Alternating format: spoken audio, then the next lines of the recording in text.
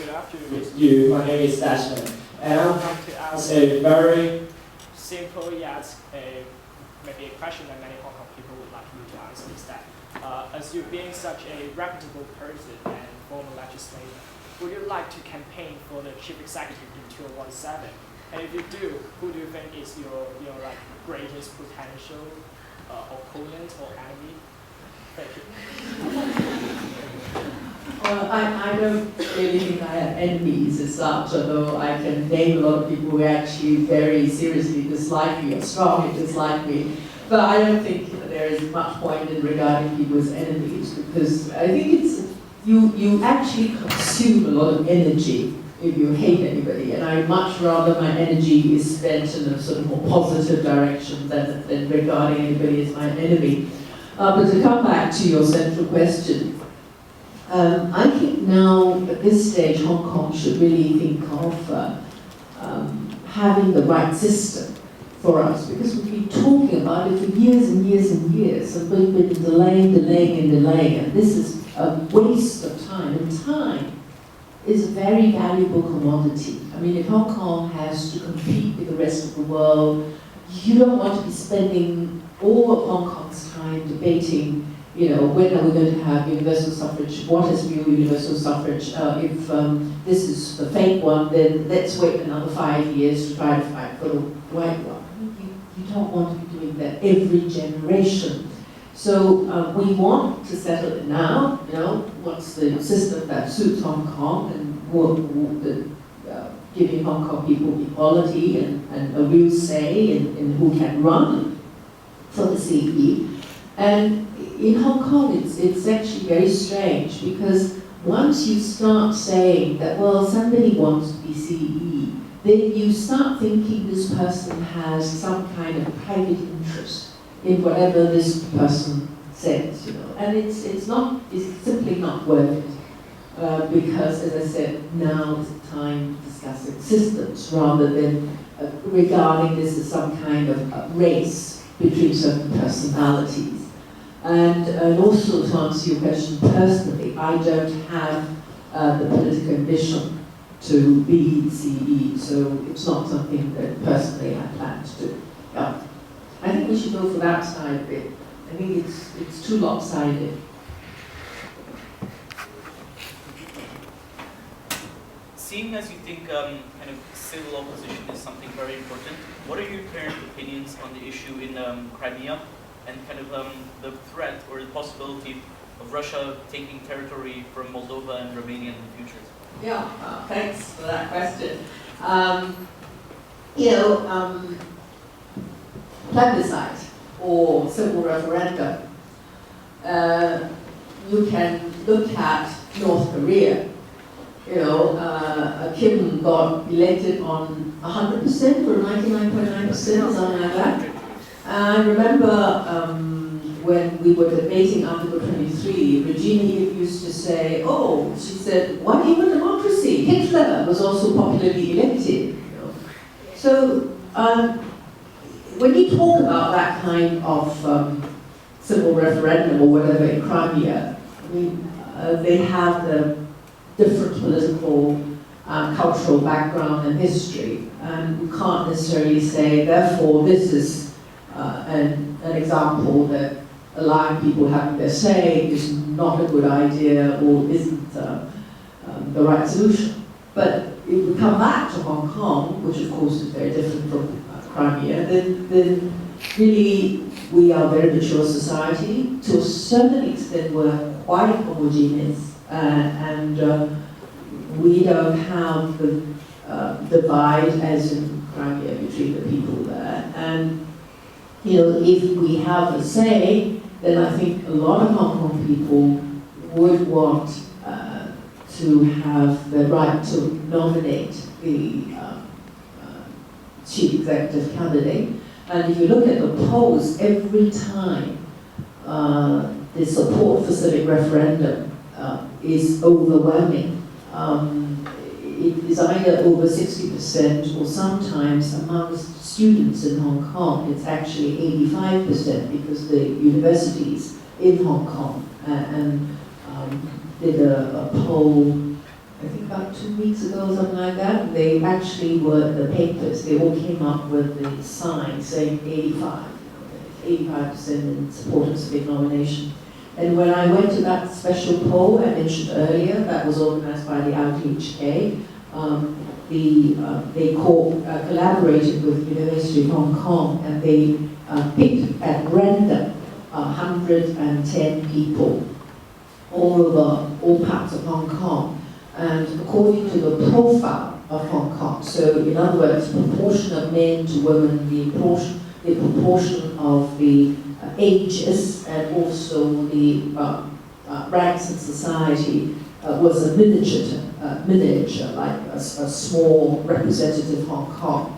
And they did the poll before the debate and did the poll after the debate. And they also, at the same time, had a poll of about 1,000 odd people in Hong Kong drawn by random. And the first question they asked was, how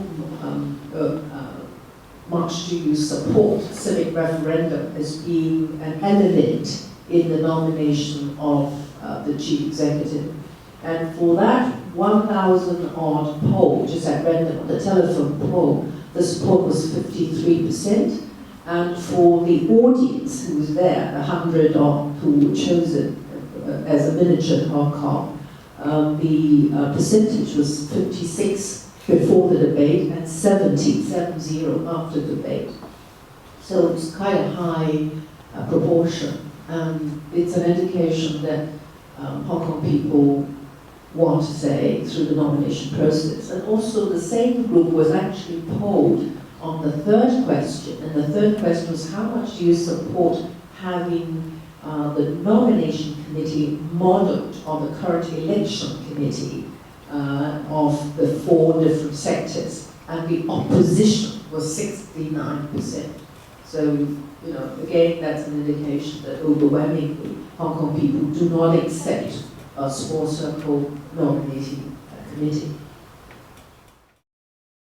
Good afternoon, Ms. Yu. I would like to ask, as a lawyer, do you have any legal basis for the occupying central action? And do you think the laws in terms of reputation and the economic is be able to compensate by like getting the real democracy? Thank you. First of all, when we talk about rule of law and not rule by law, what we mean is that law is not just about obeying the written laws, because that's really a low level. Rule of law has to be understood at a much higher level of using law as a means to achieve justice. And that includes also social justice. So when you have an election system, a political system, which is biased in favor of a small privileged class, that is unjust. And if you say that the law is going to be used to maintain that injustice, to maintain the authority and the power of the minority, then that system, that law, is also unjust. So rule of law doesn't mean that you have to comply or be obedient or comply with an unjust law.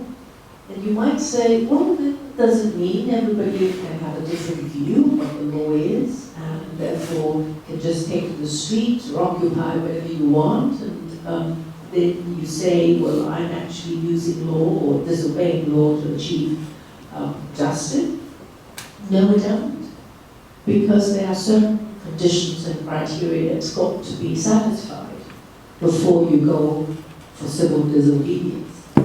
And if you look at history, it started from Pharaoh, and it was applied by Gandhi, India, applied by Martin Luther King, and by many other civic rights people. who then say that in order to change, in order to bring about a reform of that injustice, they've got to demonstrate that they can get a lot of popular support by overthrowing that particular unjust law or that unjust regime. So, for example, Gandhi, there was at that time a law that Indians could not make salt. So he just organized the Indian people to go to the seaside and make their own salt. In Martin Luther King days, there was the policy of segregation, so black people could not ride in the same, could not sit in the same seat as a white, or could not go to the same restaurant as a white. So they go and do sit-ins just to violate the law. And in Hong Kong, you might say, well, we're not in that same sort of league because we do have a certain kind of equality. But what about political equality? Because if you look at Article 25 of the Basic Law, it says everybody is equal before the law. Article 26 of the Basic Law says all permanent residents should have the right to elect and be elected. You have to be able to stand for election. But if you have a very small nominating committee, 1,000 odd, at the moment it's about 1,200, under 1,200. And what is the electoral base? The electoral base is also very small. If you discount those who are ipso facto members of the election committee, if you discount the 70 legislators and those NPC delegates, then the electorate is only 7%. You know, we have about 3.3 million generally registered electors, but for the functional constituencies and also for the EC election committee, it's about 200,000. So it's 7% of the total. On any account, it's not broadly representative. So why is it that the power of nomination is given to this very small body? What about Article 26 of the Basic Law? And Article 39 of the Basic Law says we apply the ICCPR. And ICCPR Article 25 says suffrage means equal and universal. Equal, it's very important, equal weighting. The government says, well, we have a reservation on Article 25. It doesn't apply to Hong Kong. But UN says no. Once you start having elections, that reservation goes. That reservation was made by the British colonial government in 1976, before we had elections. Once you start having elections, you can't have that kind of reservation. And in fact, the Civic Party published the alternative consultation report together with HK 2020. You can go to the website. If you look at www.2017.hk, you can see our alternative report. And in that paragraph, 2.02, we set up the legal principles applicable to universal suffrage, what it actually means to be, what's the definition for universal suffrage. And also, if you look at previous green papers, the government used to say the same thing. The government used to say that universal suffrage should comply with international principles. It's now deleted from this current consultation document. So we published the alternative consultation document to say what the government is not telling you. And we'll also in the annex compare that to previous versions. So do, if you have time, visit this website, www.2017.hk. Look at how we explain what are the important principles. And if there are no other options, you've exhausted every other peaceful possible means, then civil disobedience is very respectable means. It has a very respectable lineage in the rule of law and in democratic countries. Let me try my best because I think there are something like 13 questions. First of all, to answer your question, the first question, I think the quality of the people do matter, does matter, and it is best that when you implement democracy, which is people's will and people's choice, that generally you should have a mature base and a mature popularity. Otherwise, I mean, you might go for popularism, so you want the mandate to be sensible.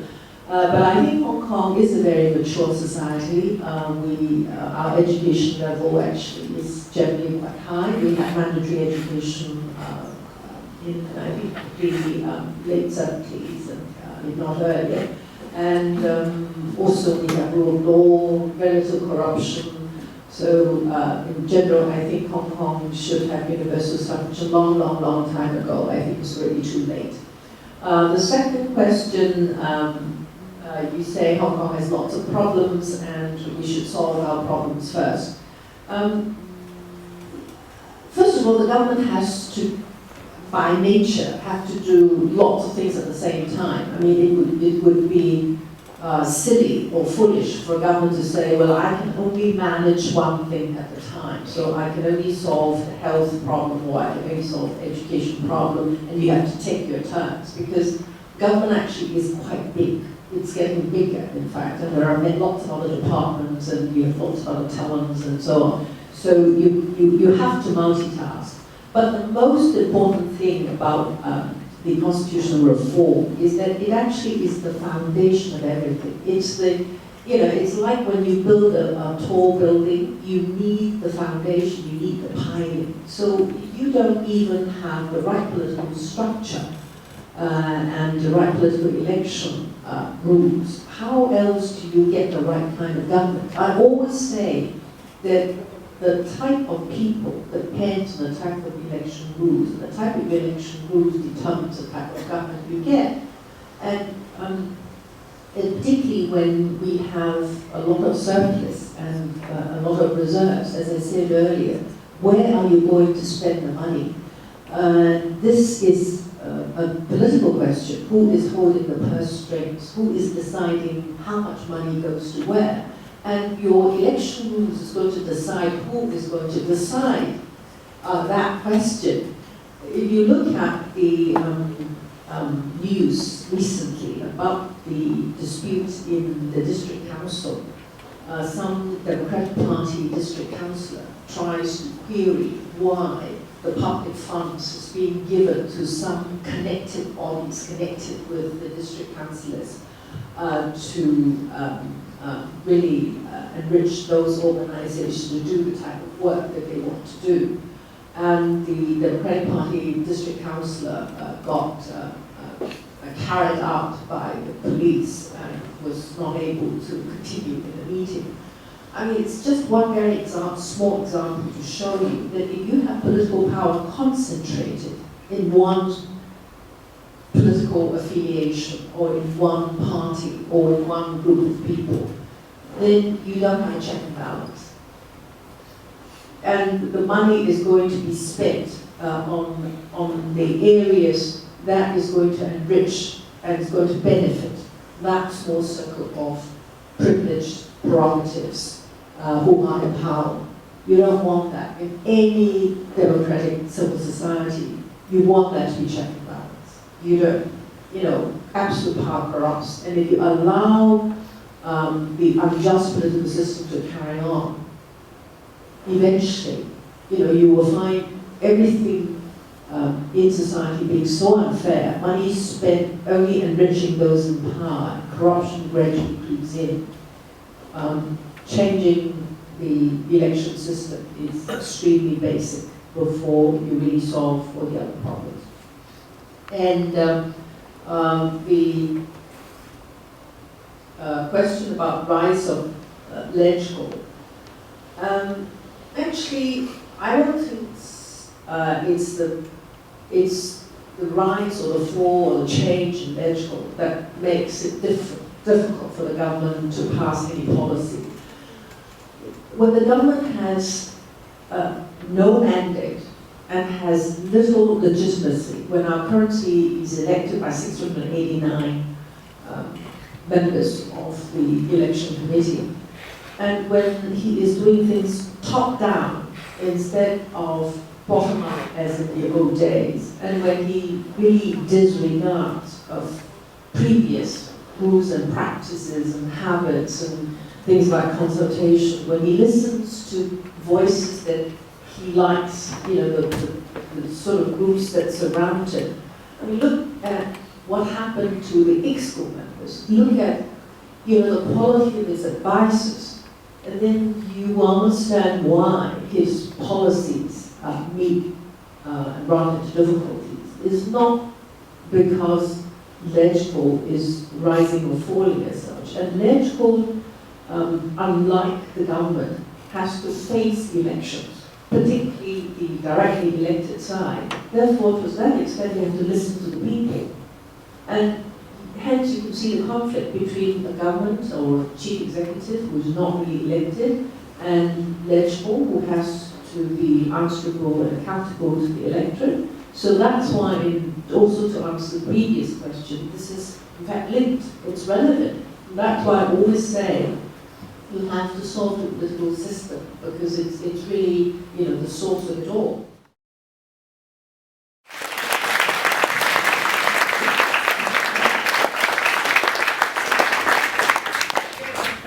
It's great. It's really a pleasure to hear your insights on democracy, politics, and your personal experiences. It's very valuable to hear from you. So we just have a token of appreciation that we would like to present to you, and perhaps you should come in front of the table to take a photo.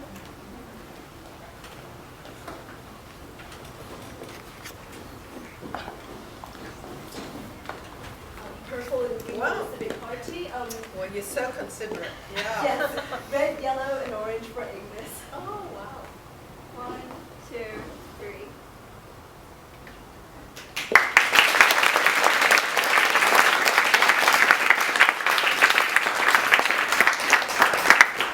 Thank you very much. And is that the end of the conference, or are you going to have more? No, they're going to have to continue debating after lunch. Okay. Well, best of luck, and have a very nice time for the rest of your conference. Yeah. Hope to see you again sometime.